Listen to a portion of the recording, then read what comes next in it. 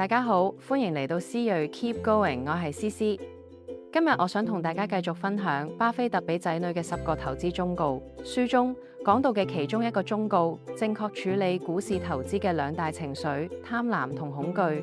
相信每個投資者都避唔開呢個主題。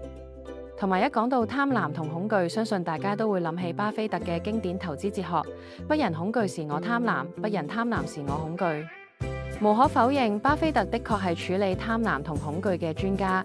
書中提到兩個有關巴菲特處理貪婪同恐懼嘅故事。第一個係1982年，巴菲特已經察覺股市市場開始有過熱情況，但係冇趁機加大入市嘅力度，大賺一筆。相反，佢係逐漸減倉，並喺1987年就開始拋售咗嘅股票。正好喺同一年嘅10月，股市就發生股災。喺呢場股災裏面，儘管美國政府採取多種救市措施，但係廣大投資者嘅觀望情緒仲係比較嚴重，冇人夠膽入市。而巴菲特喺呢場股災裏面則保持咗冷靜清醒嘅頭腦，企到時機將近成熟，佢捉住機會。喺市場上面尋找值得投資嘅股票。喺呢一時期，佢先後投資咗華盛頓郵報、可口可樂、吉列等著名品牌嘅股票，獲利豐厚。另一個故事係2008年嘅金融海嘯，當時即係2008年9月，大多數美國人仲陷入呢個金融危機嘅恐慌中而無法自拔時，巴菲特以50億美元購買高盛集團優先股。佢之所以可以用低價投資高盛，係因為喺咁樣嘅狀況下，能夠一次攞出咁多現金嘅人並唔多。呢場交易喺隔年就幫股神賺進豐厚嘅利潤，而且佢喺1個幾月嘅時間裏邊，佢先後仲投資咗 AIG、比亞迪等金融機構同汽車製造行業，都令到喺短短幾年內獲利不少。回首巴菲特一生投資，佢唔會係股市過熱嘅時候，喺幾乎人人都想入市嘅時候加大入市嘅力度，搏一搏試下賺一筆。相反，佢會逐漸減倉，甚至拋售佢嘅股票。但係喺美國經濟嘅低潮期，股市動盪，經濟蕭條，通貨膨脹，越係動亂嘅時期，人人都驚嘅時候，巴菲特嘅投資行為就越活躍，越積極。無疑，呢體現嘅正係人哋恐懼嘅時候我貪婪，人哋貪婪嘅時候我恐懼。既投資哲學。好啦，聽完以上兩個故事後，係咪好想知道巴菲特點樣正確處理股市投資入邊兩大最致命嘅情緒貪婪同恐懼呢？唔好走開，我依家講俾你聽。不過希望大家俾個 like 支持下我。事不宜遲，我哋即刻開始。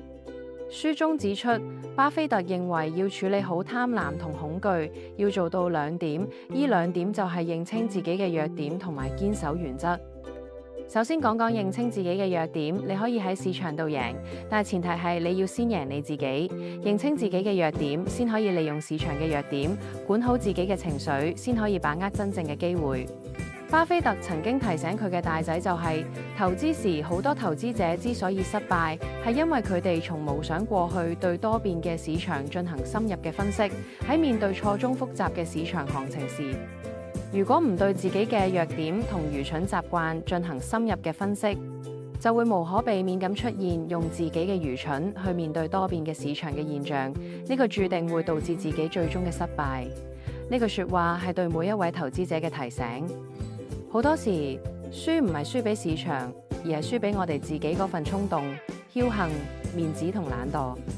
你唔分析自己嘅盲點，就會用自己嘅愚蠢去對抗呢個多變市場，結果可想而知。以下有9點係巴菲特將投資者喺投資過程中經常暴露嘅弱點作嘅總結。有投資經驗嘅，你睇一睇中咗幾多樣。第一樣，唔肯止蝕，要學識面對恐懼。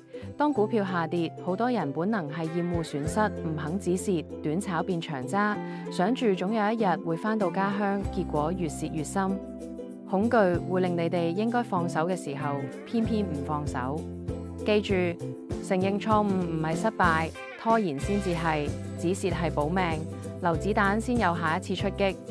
第二樣，過度自信，初入市最容易覺得自己一定贏，盲信直覺，唔睇數據，唔睇現實情況。投資唔係證明你啱，投資係用客觀分析去對應不確定。當你太信自己，就會聾緊、盲緊，市場唔會為任何人改變方向。第三樣，羊群效應，大家有冇發現，無論係股市、公司、社會，都有好多係人云亦云，缺乏思考能力。佢哋好似羊咁，淨係識跟大隊，即係羊群。羊群去東就去東，羊群去西就去西，但佢哋唔知去嘅目標係咩嘢。講返股市，羊群效應嘅市場極普遍，消息一傳，人人跟風。問題係冇自己嘅框架，冇基本知識，就只會俾市場牽住走。巴菲特成日講缺乏判斷，最終多數困嘅虧損泥潭出唔到身。市場嘅噪音永遠多過信號，你要學識篩選。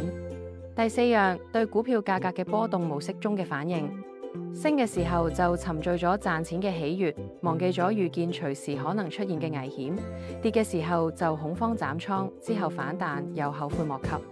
我認為成熟嘅做法係事先定好規則，用數據同邏輯去行動，而唔係用情緒去決定。第五樣就係盯住眼前股價，忽略長期對股價嘅關注同分析。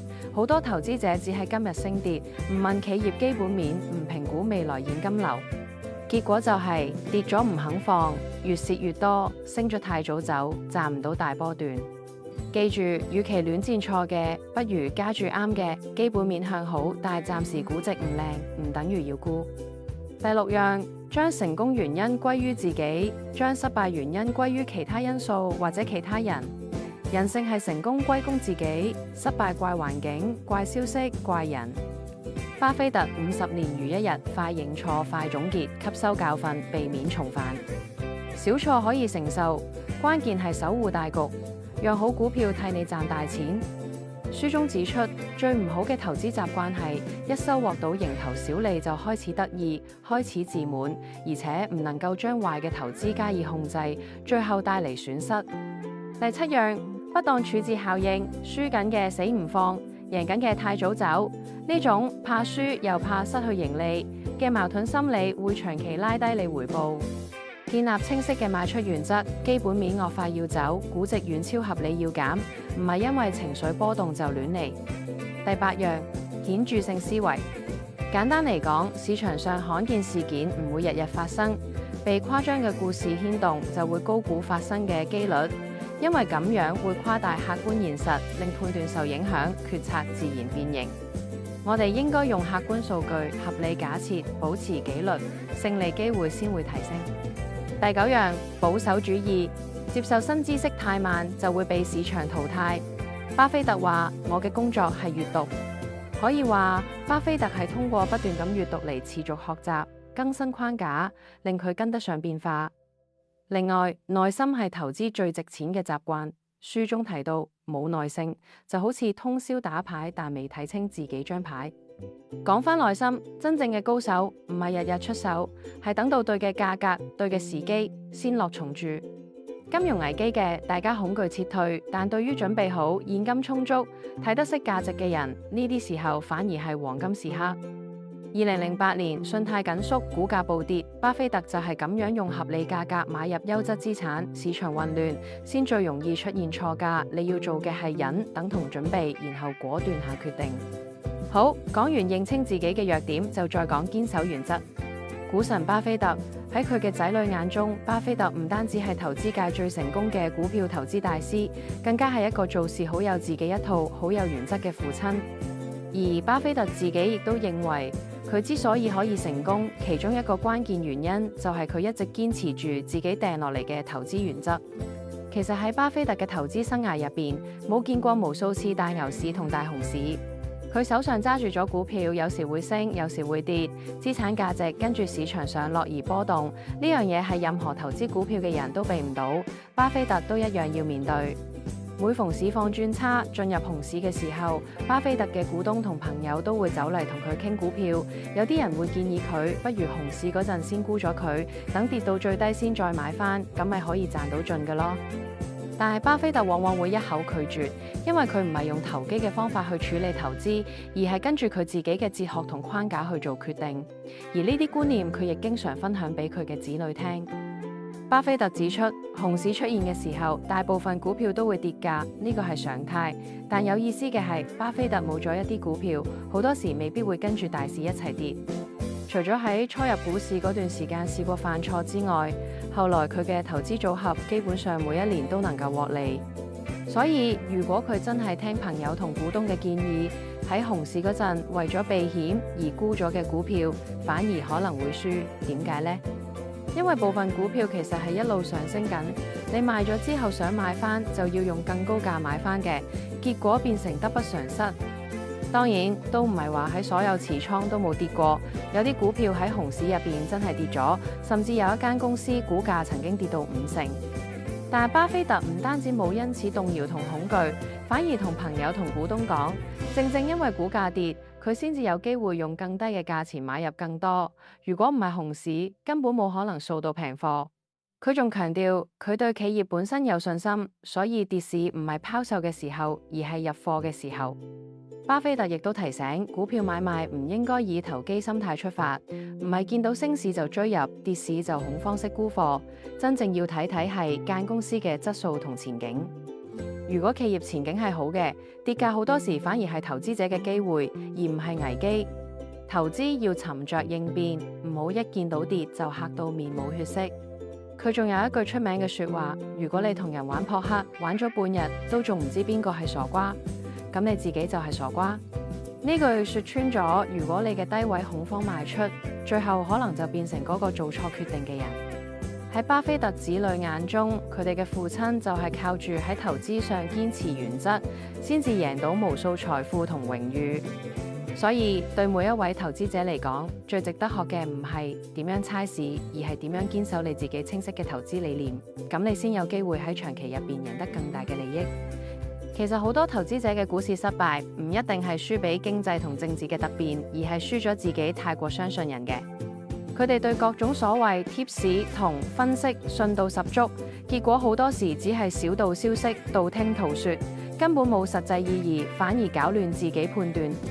而巴菲特其中一個最核心嘅原則就係從來唔盲信其他人嘅分析，但更重要嘅唔係有呢個原則，而係佢可以數十年如一日嘅堅持落去。同樣地，佢長期只買賣優質企業股票呢個原則，亦都幾十年冇違背過。佢嘅資本之所以可以幾何式增長，好大程度就係因為佢一直守住自己嘅規矩，唔俾情緒同市場噪音牽住走。最後總結，市場可以變，消息可以變，氣氛可以變，令你喺股票市場產生貪婪同恐懼。如果你可以好似巴菲特咁，好好咁處理貪婪同恐懼，了解自己弱點，堅守自己嘅原則，咁樣越係喺風高浪急嘅時候，你就越要企得穩，做到以不變應萬變，先至有機會行得長，行得遠。你又認唔認同巴菲特處理貪婪同恐懼嘅方法？你又有冇處理貪婪同恐懼嘅心得呢？不妨大家留言分享自己睇法。如果你覺得今集有用，都請分享俾家人同朋友，點讚訂閱，多謝支持。我哋下集再見。